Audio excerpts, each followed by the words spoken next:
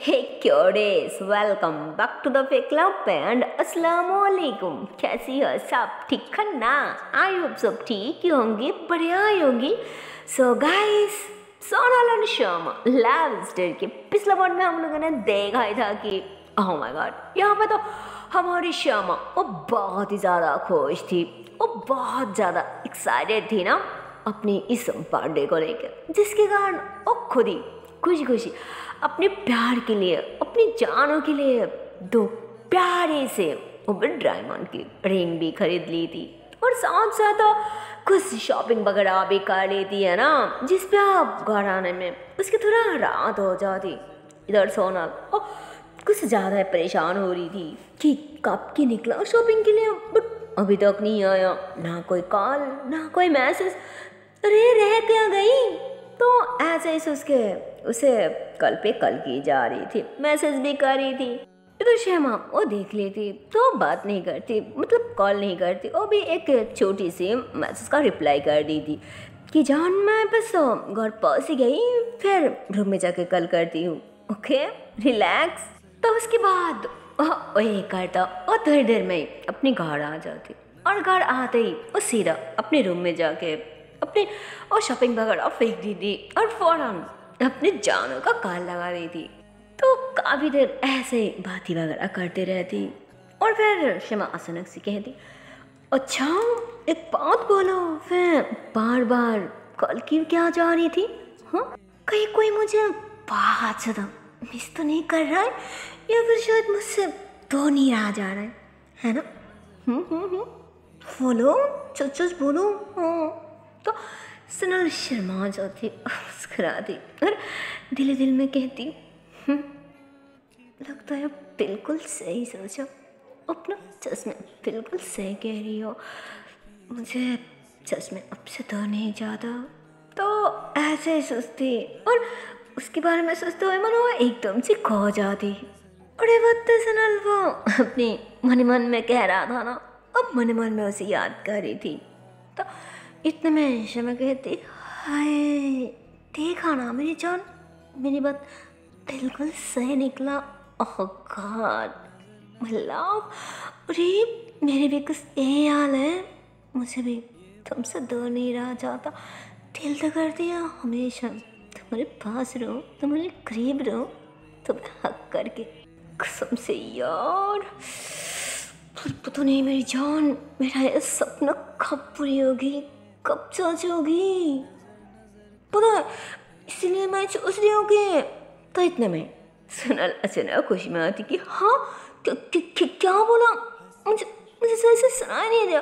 तो कहती, अरे क्या मतलब कि क्या बोला? हाँ, इसका मतलब तुम अब तक मेरी बात सुन नहीं रही थी? शेप कहाँ कोई थी? जरूर मेरे बारे में सोच रही थी, बस पे गई थी, है ना? हाँ, अरे सच बोलो, झूठ मत कहो। हाँ।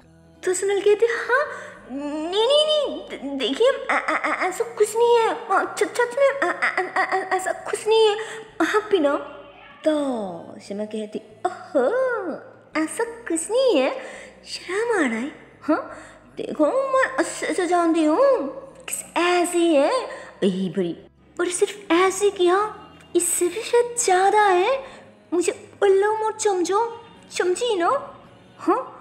तू कहती क्या है? हाँ देखो मुझे बस जानना था कि आप घर लौटी हो या फिर अब तक नहीं लौटी, दैट्स इट। इसमें कौन सी बड़ी बात है? आप पतंग क्यों कर रही हो? क्यों आप पत को पतंगोर बना रही हो? हाँ देखो मैं रखती हूँ। हाँ, और नहीं तो आप ना और ज़्यादा फजूल की बातें करके बकवास करते रहोगे, मैं रखती हूँ। तो इतने में शर्मा कहती, ओ हेलो इतनी नौटंकी तो मत करो, उसे मेरी जान साफ बता दो ना कि सच में तुम्हें मुझसे दूर रहा नहीं जा रहा है ना? तो गुस्से में कहती, ओके फाइन, समझ लो कुछ ऐसी है, ओके ऑफ कोर्स।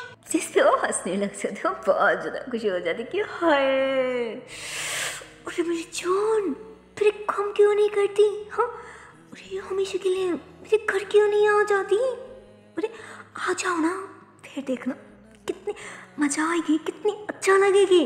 अरे हम दोनों साथ रहेंगे, एक घर में रहेंगे और भी हमेशा एक दूसरे के साथ चिपक के, मैं तुम्हारी बाहों में, तुम मेरी बाहों में। ओह माय गॉड, और ये सोच के तो देखो कितनी मजा आ रहा है।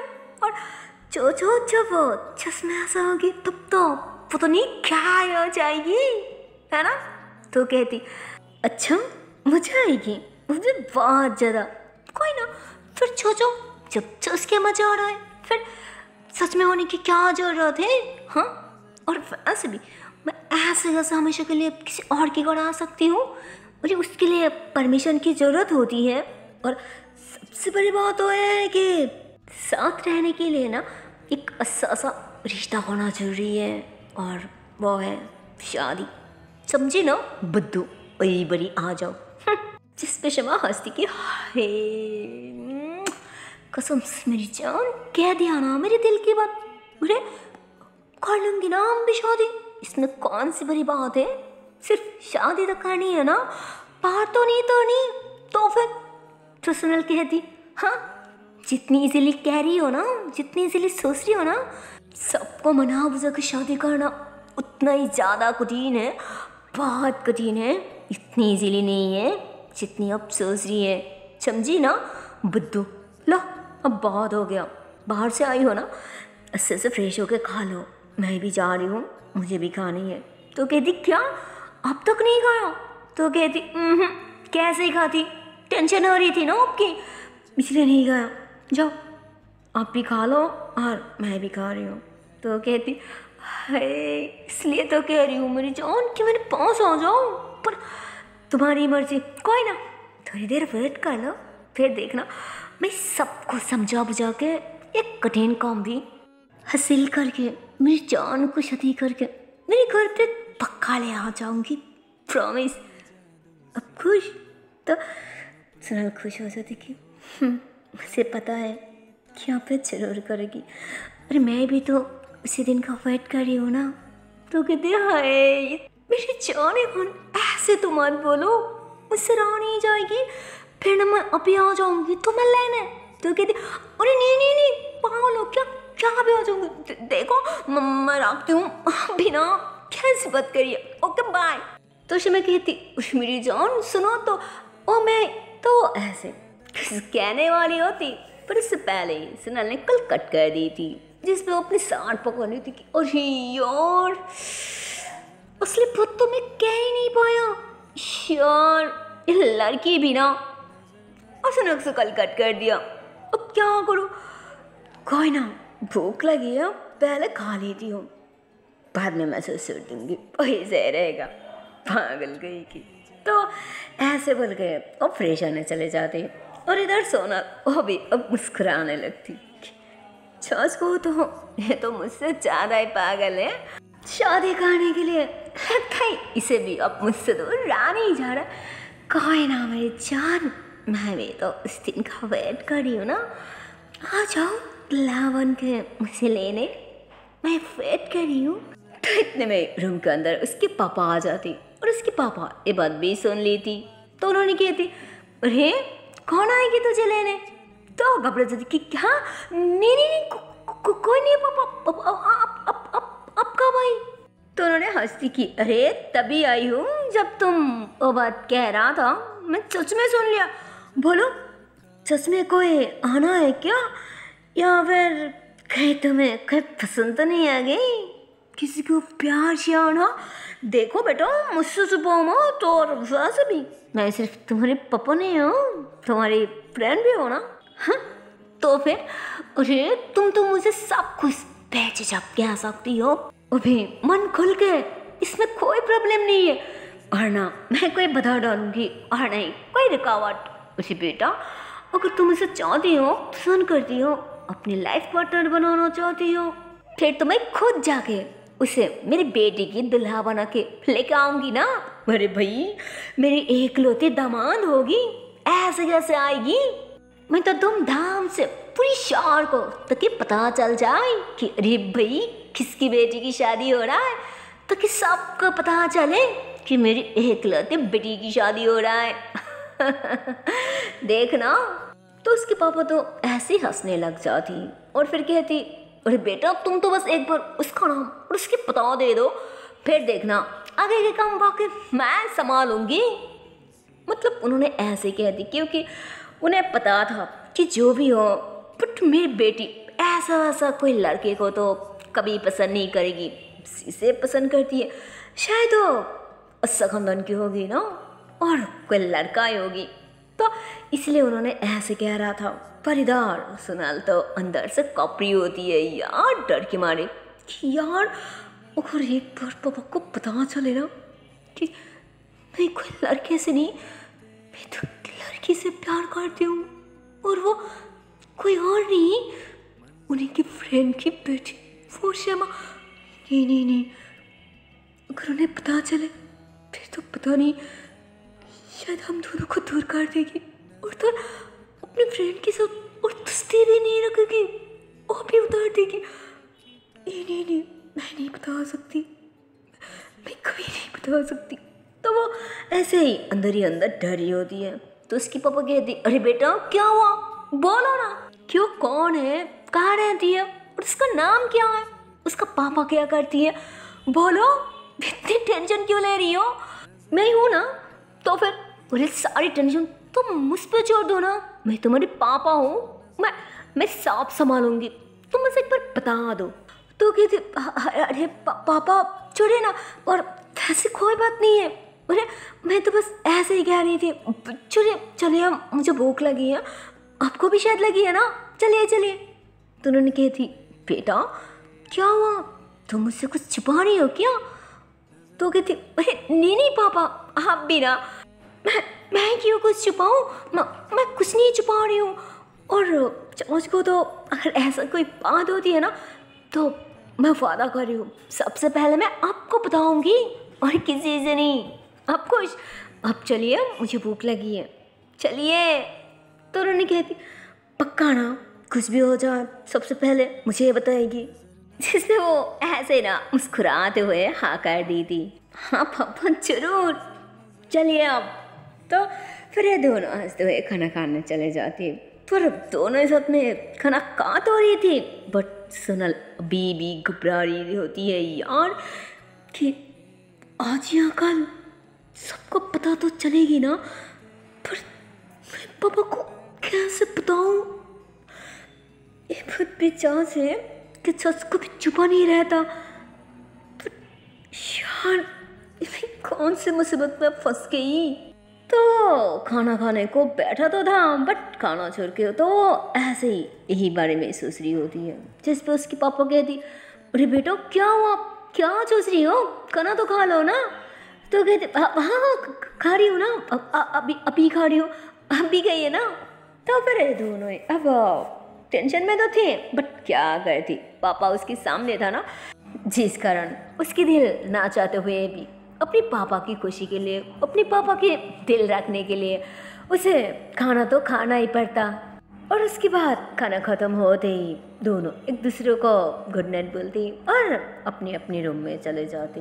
इधर शमा भी अपनी खाना ख़त्म करके वह भी बेड पे लेट जाती, और इधर सोनल वो तो अपने रूम में आते ही फ़ौरन अपनी फ़ोन निकलती और वो जल्दी जल्दी में शमा को एक मैसेज कर देती कि क्या करिए, खाना हो गया ना, अगर फ्री हो तो प्लीज़ एक कॉल कर देना, कुछ बहुत इम्पोर्टेंट बात करनी है, ओके।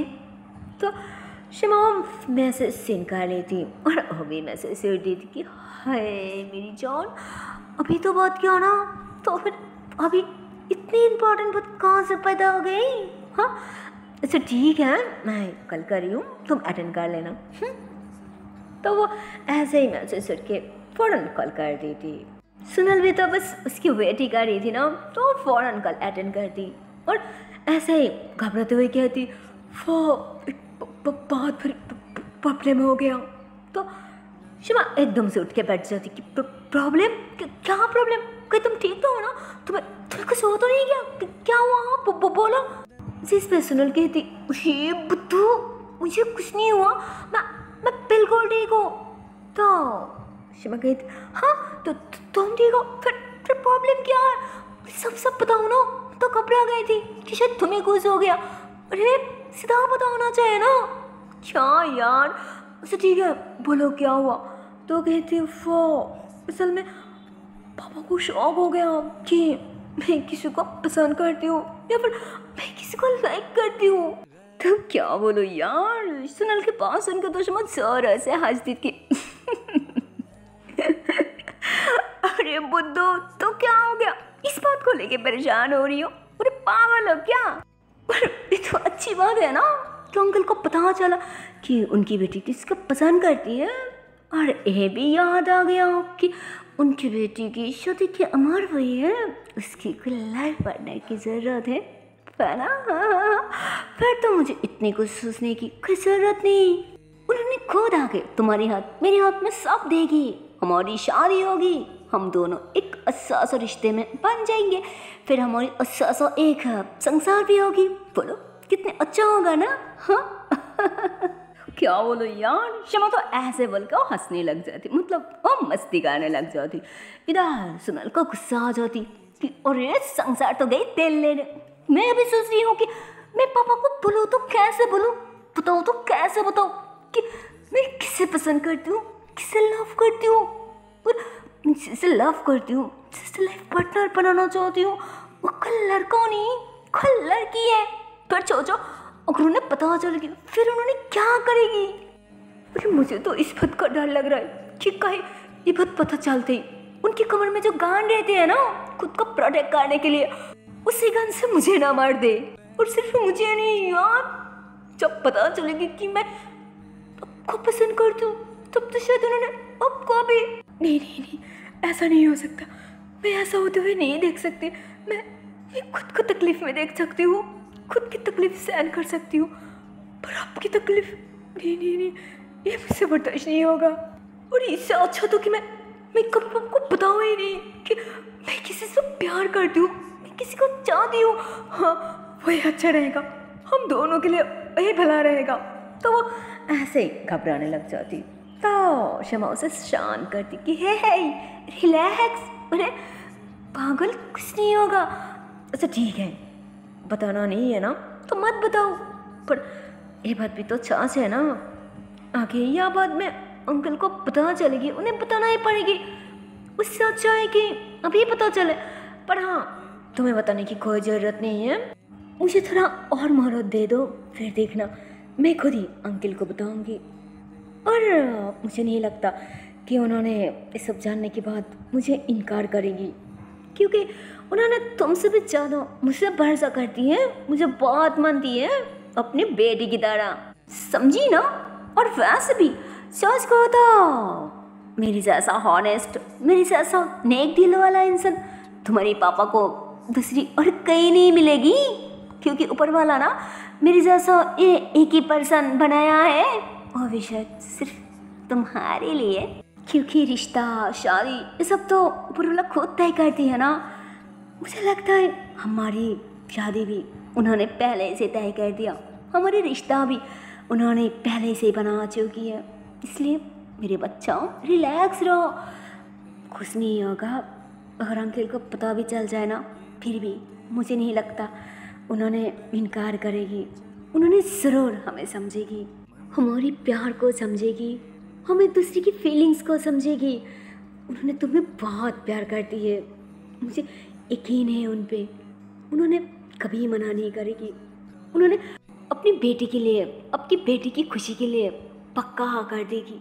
पर मेरे पापा को तो नहीं पता उन्होंने हाँ करेगी या नहीं करेगी, और उससे मेरा कोई फ़र्क भी नहीं पड़ता, क्योंकि मुझे अगर फ़र्क पड़ती है ना तो सिर्फ तुमसे फ़र्क पड़ती है, तुम्हारी हाँ या ना से फ़र्क पड़ती है बस, और कुछ नहीं, समझी ना? अब मेरी बात मानो, चुपचाप रहो, शांत रहो, अंकल को कुछ मत कहो, छोड़ दो सब मुझ पे, जो भी होगी ना और मैं देख लूँगी, मैं ही संभालूँगी, तुम बस शांत रहो, रिलैक्स रहो, ओके? तो ऐसे ही ना थोड़ा सैड होके कहती ठीक है। तो कहती अरे ऐसे क्यों कह रही हूँ, जैसे तुम प्यार करने वाला ओ इंसान तुमसे चीट किया। हाँ अरे थोड़ा तो मुस्कुरा दो, मैं कहीं नहीं गई, तुम्हारे पीछे हूँ, अरे टच करके तो देखो। तो कहती प्लीज़ तंग मत करो, और वैसे भी आप मेरे पीछे नहीं हो, आप मेरे सामने हो। तो कहती अच्छा मैं तुम्हारे सामने हूँ, फिर इतने सैड क्यों हो, नाराज क्यों हो? मुझे थोड़ा तो मुस्कुरा दो ना मेरा बच्चा, प्लीज़ प्लीज़ प्लीज़ प्लीज़, अरे मुस्कुरा दो। तो वो ऐसे मुस्कुरा देती कि अच्छा ठीक है, बहुत हो गया मस्ती, अब देखो रात भी काफ़ी हो रहा है, मुझे भी नींद आ रहा है और अब भी सो जाइए ना, मुझे तो अभी सोना है। तो इतने में उसे याद आ जाती कि अरे यार शिट, कल तो मेरी इतनी ज़्यादा काम है, तो फिर मैं अभी इतनी क्यों जाग रही हूँ? तो ऐसे बोल के कहते हाँ ठीक है, तो तुम बिल्कुल सही कह रही हो, मैं तो भूल ही गई थी, मुझे कल बहुत काम है। अच्छा ठीक है, मैं अभी रखती हूँ, okay good night, bye bye. तो वो ऐसे बोल के फ़ौरन कल कट कर दी थी।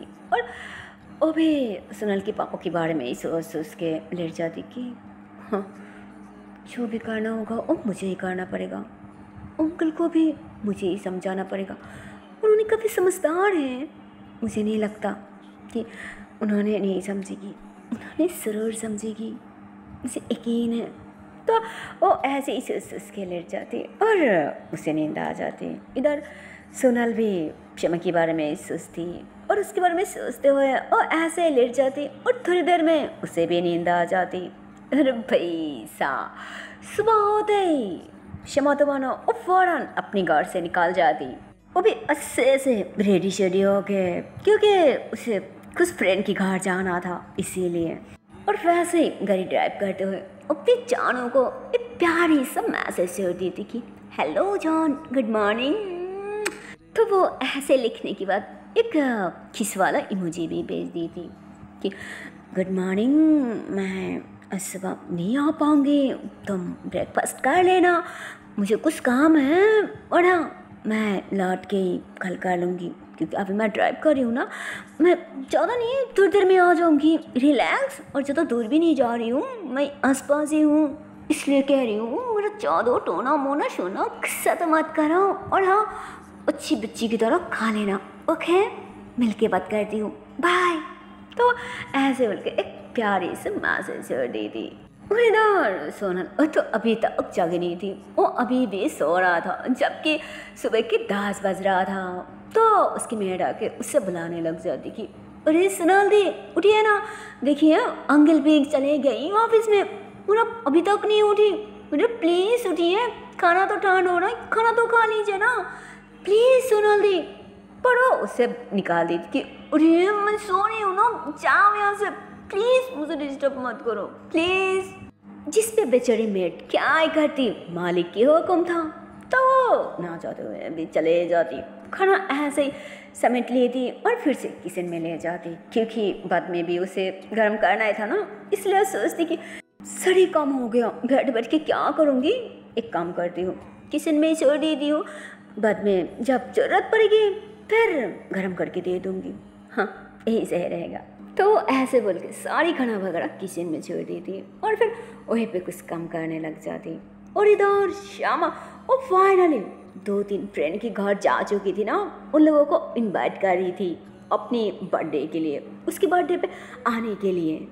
और उसके बाद वो जैसे ही अपने घर के लिए निकलने वाली होती है ना, तभी उसे याद आ जाती कि अरे यार मैं तो उसे इनवाइट करना भूल ही गई, शिट, और मैं ऐसे कैसे कर सकती हूँ, और उसने मेरी इतनी बड़ी मदद की, इतनी बड़ी हेल्प की, समझ लो मेरी जान बचाई यार। मैं भी ना, और उसे इनवाइट करने के बाद मैं कैसे बोल सकती हूँ यार, उसे तो सबसे पहले इनवाइट करना चाहिए था, शिट शिट शिट।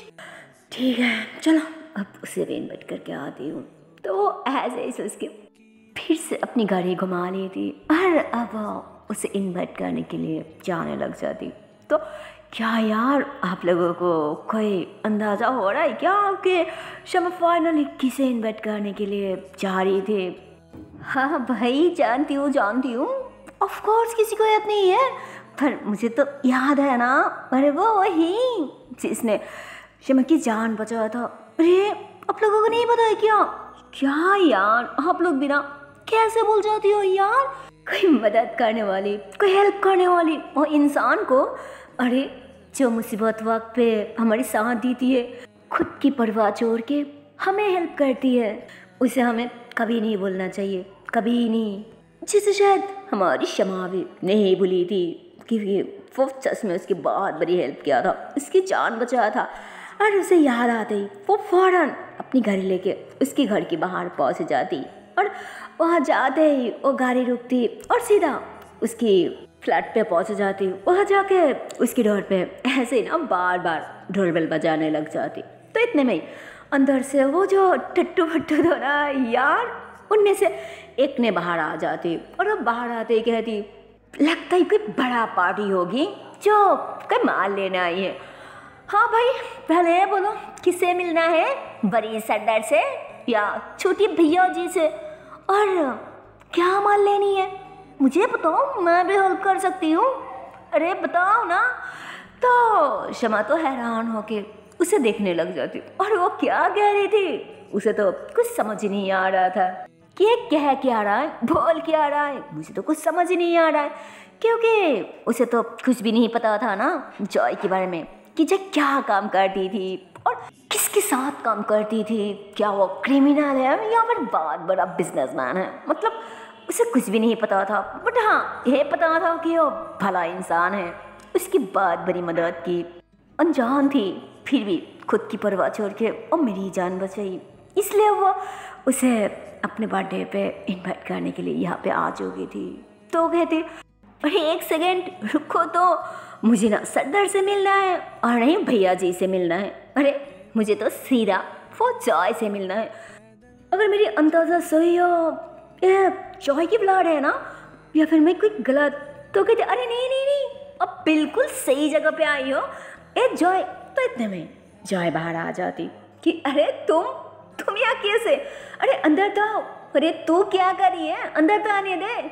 तो साइड हो जाती और दरवाजा लॉक कर दी थी। शमा अंदर आते तो जॉय कहती, अरे खड़की हो, बैठ तो जाओ, और मेरे यहाँ पे कहे रास्ता भूल के तो नहीं।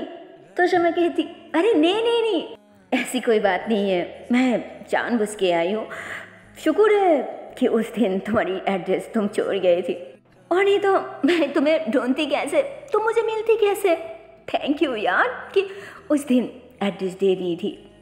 तो कहती, हाँ ठीक है, अब बताओ तुम्हारी तबीयत कैसी है, तुम ठीक तो है ना। तो कहती, हाँ ठीक हूँ, मस्त हूँ। तो इतने में और टट्टू आ जाती कि सरी सरी सरी, अरे मुझे तो लगा था शायद अब कोई और हो, शायद कोई मल। तो इतने में जाए इशारा कर, चुप। तो कहते, अरे सॉरी ना, गलती हो गया, वो अच्छा सब बताए ना कि अब आपको क्या कहानी है, हाँ कि क्या दूँ। तो शमा मुस्कुराती कि कुछ नहीं, थोड़ा सा हवा दे दो। तो कहती कि क्या हवा, यहाँ पे हवा कहाँ से। तो शमा इशारा करती कि अरे भाई वो ऊपर फैन है ना, वो स्टार्ट कर दो, गर्मी लग रहा है ना, इसलिए कह रही हूँ थोड़ा हवा दे दो। क्या यार। तो अब जॉय भी हंसती कि अरे तू भी ना चश्मे पागल है, फैन छोड़ दे और जा यहाँ से। तो कहती, हाँ ठीक है, अभी दे रही हूँ ना, अभी दे रही हूँ।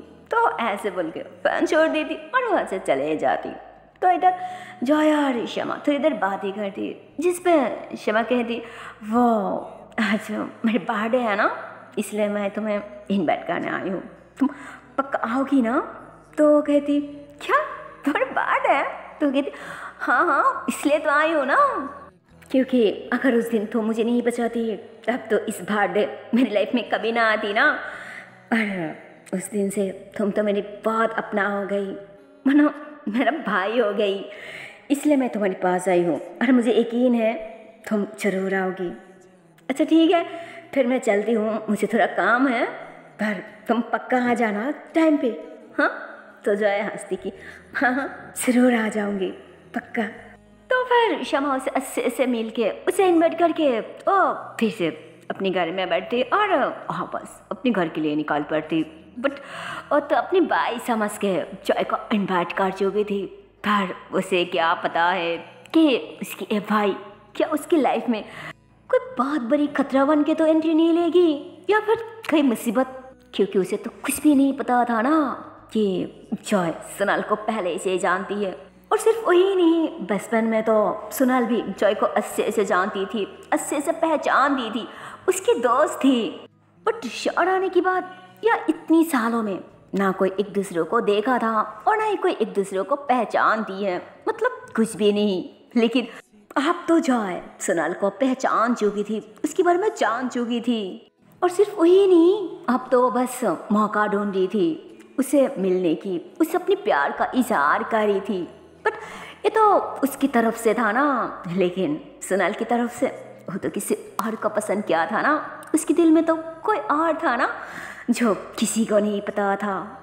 वेल, अब तो बस देखना है कि जब शमा के बर्थडे पे ये तीनों की तीनों एक दूसरे की आमना सामनी होगी, फिर क्या एक्शन होगी, क्या रिएक्शन होगी, या अच्छा होगी या फिर बुरा होगी, पर जो भी होगी वो सब देखने के लिए तो आप लोगों को देखना पड़ेगा नेक्स्ट पार्ट। सो चल दियो नेक्स्ट वीडियो पे, तब तक के लिए टाटा बाय बाय। पर जाने से पहले एक छोटी सी रिक्वेस्ट है यार, अगर वीडियो को अब तक लाइक नहीं किया, शेयर नहीं किया, ये बहुत गलत बात है यार।